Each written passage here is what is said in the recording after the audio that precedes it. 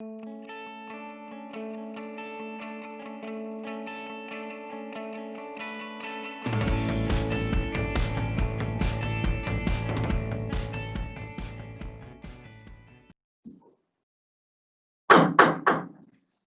is July 21st at 5 o'clock, and I'd like to call this board meeting to order. I'd like to welcome everyone. Would you please stand for the pledge? So moved.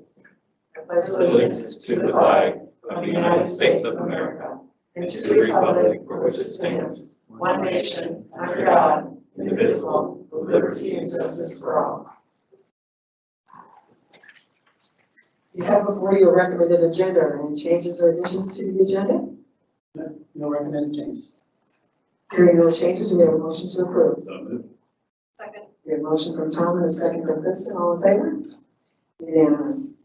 We now go into, do we have a motion to open the public hearing? So moved. Second. We have a motion from Kristen and a second from Darrell. All in favor?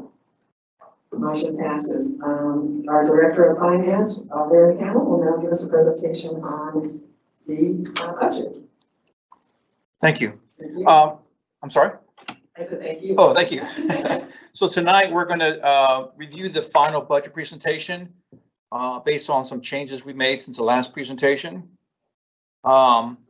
This time around, we have decided that with the current budget that we are going to use fund balance to balance the budget for the current fiscal year.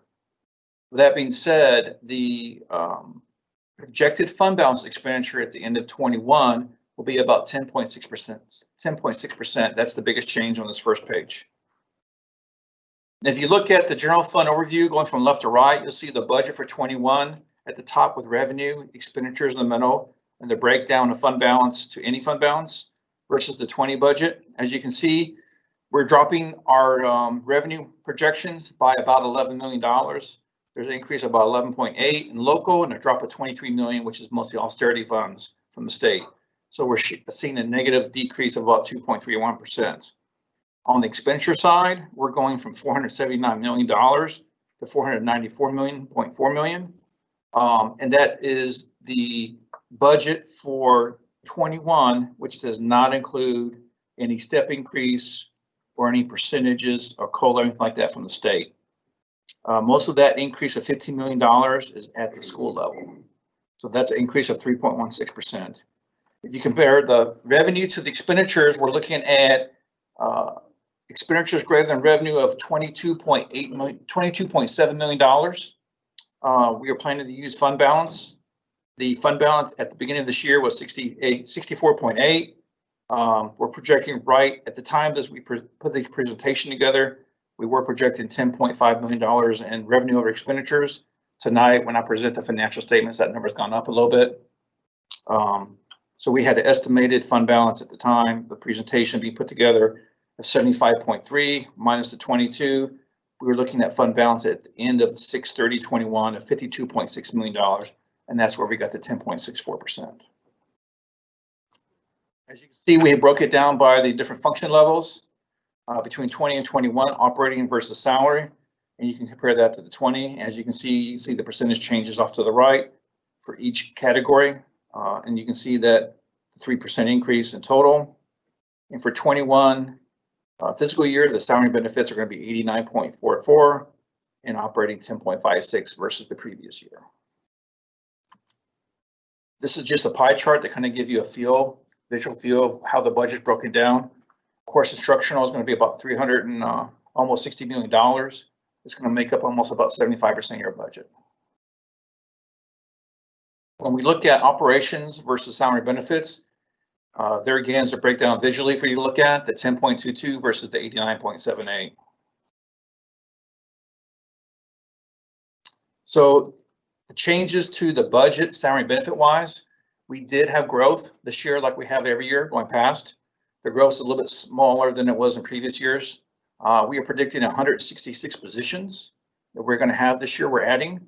That's going to be about $12.7 million. Part of offset to that is the change in the TRS rates from last year to this year, and that's showing that we're having about $3 million less for TRS expenses.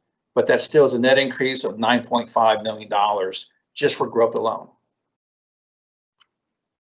Under the general fund, this is a breakdown of the expenditures by the net object revenue codes. So you have ad valorem tax going up about $8 million, TVA tax is staying flat. Intangible tax has been doing very well the last couple of years. That went up a little bit. Your real estate transfer tax is going to go up a little bit. And of course, we're going to take a big hit on the interest income just because rates are so low. And then at the bottom, you can see QBE where the $23 million decrease is coming. If we look at the revenue comparison from previous years, for the first time, locals go over 50% dramatically just because of the cut we've had in austerity. Now that did happen in the past when you had austerity cuts in previous years. For the last couple of years, it has not been that way. It's reversed itself. This is just the millage rate history going back to 2000. This is the cost per FTE per the QBE website for the 2019 data. As you can see, Clayton County now is slightly more in students and slightly less in expenditures. This is the school food service budget. As you can see, for the first time this year in 21, there's a transfer in of a $1.4 million. The reason this is if you look at the bottom, you'll notice that they began the year at $2.4 million in fund balance, and they're estimated to end the year with a negative $445,000. That's due primarily to the salaries and benefits we were paying when we weren't getting any revenue for the close down. Debt service. Good thing about debt service is we predict it to be very robust. The money coming in hasn't changed much. We had a slight downturn back in the month of May. We're still predicting to have a positive change in fund balance this year, not as quite as large as it was last year. And that is the budget final budget presentation for fiscal year 2021. Any questions? I'll be making the recommendation at the 6 o'clock meeting for the board to approve the budget, and I know you spent a lot of time on it. I just will add that I feel very fortunate that with this budget proposal, we're not looking at any reduction of work days for any of our staff, which I'm really pleased that we were able to do that. We had a lot of help to make that happen, and I'll talk about that at the 6 o'clock meeting, but that's probably the most significant change since last we met is with this final budget proposal.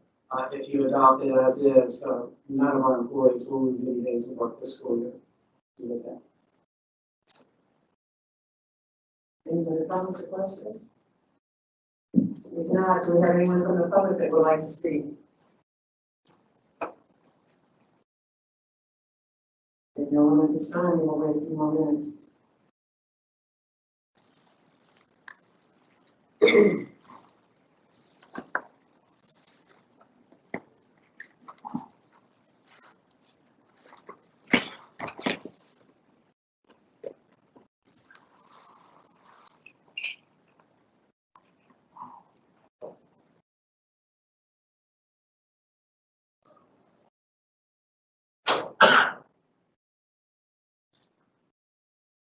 Certainly would be remiss if I didn't say thank you so much to you, Larry, and your staff. Obviously, you've put in a lot of time. There have been a lot of changes along the way, and we've worked really, really hard to, like Dr. Gary just said, to ensure that the teachers would not lose any instructional days or have any furlough days. So we're really thankful to you for working so hard and working with us so much and with all of our questions and concerns and making this happen. I really appreciate it. Thank you very much. And I would just like to say that in the last week and a half, where we've made so many ideas about changing things, Don Lloyd has been a huge help when it came to the salary schedules and making sure all that was correct in there. That's great. Seeing no one is here, any other comments or concerns? Hearing none, we have a motion to close the public hearing. Hello. And second? Second. We have a motion from Kristen and a second from Wes. All in favor? Motion passes unanimous. And do we have a motion to adjourn? So moved. Second. Motion from Darrell and a second from Tom. All in favor? Unanimous. Motion passes. Meeting adjourned. It is July 21st at 5:30, and I'd like to call this board meeting to order.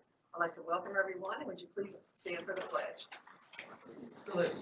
I pledge allegiance to the flag of the United States of America and to the republic for which it stands, one nation, under God, indivisible, with liberty and justice for all.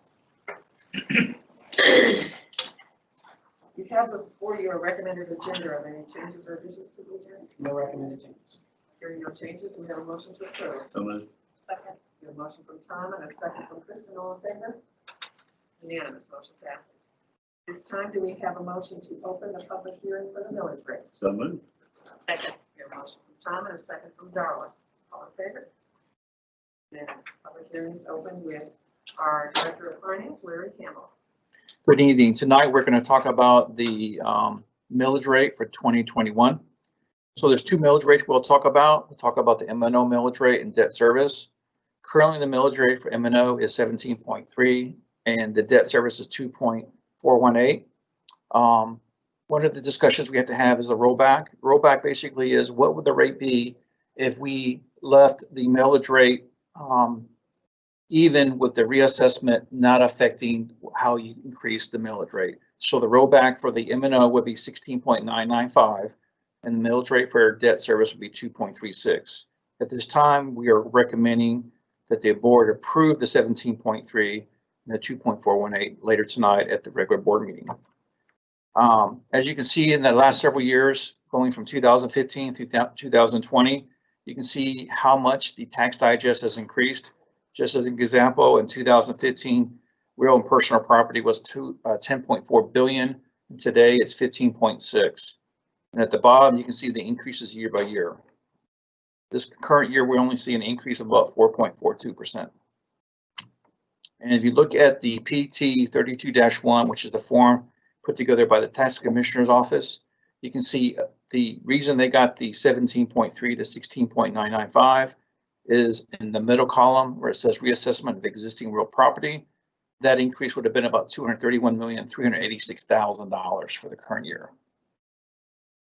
So currently we're looking at a 1.79% percentage tax increase in theory based on reassessment. And once again, we're recommending that the board approve the 17.3 millage rate for the general fund. Any questions?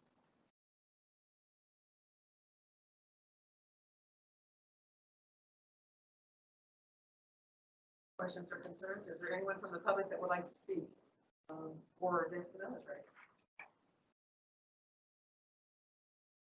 Okay, we usually wait about 10 minutes to see if someone does arrive at this time.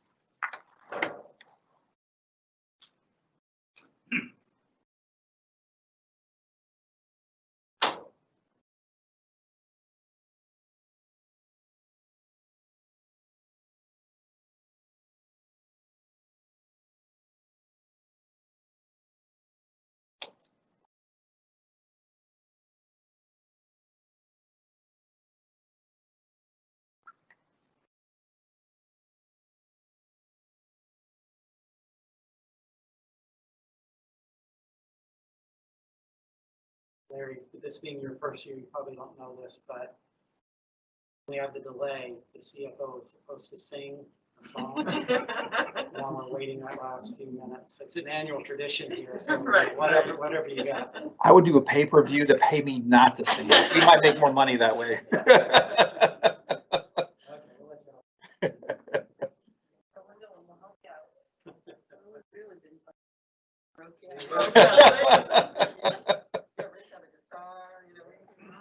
Well, Rick has an advantage. He knows how to play an instrument. And he makes beautiful instruments, by the way, too. I don't know if you know this, but we served the National Guard together. Yeah, and we were in similar units for a while. And back then, when I knew him back in the 90s, he was actually making cherry wood furniture back then. He sold cherry wood furniture.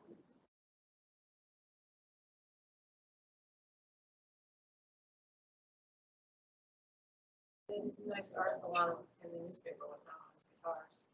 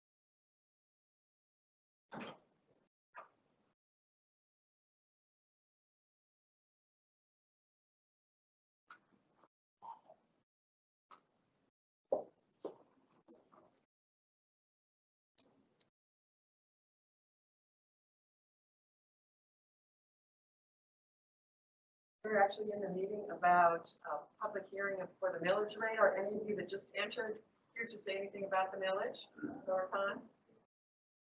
Okay, at this time, seeing that there's no one here to make any comments, do we have a motion to close the public hearing? So moved. Second. A motion from Tom and a second from Kristen, all in favor? Unanimous, motion passes. Do we have a motion from me? Second. A motion from Carol and a second from Tom, all in favor? Motion passes. Yes, I'm sorry. Meeting adjourned.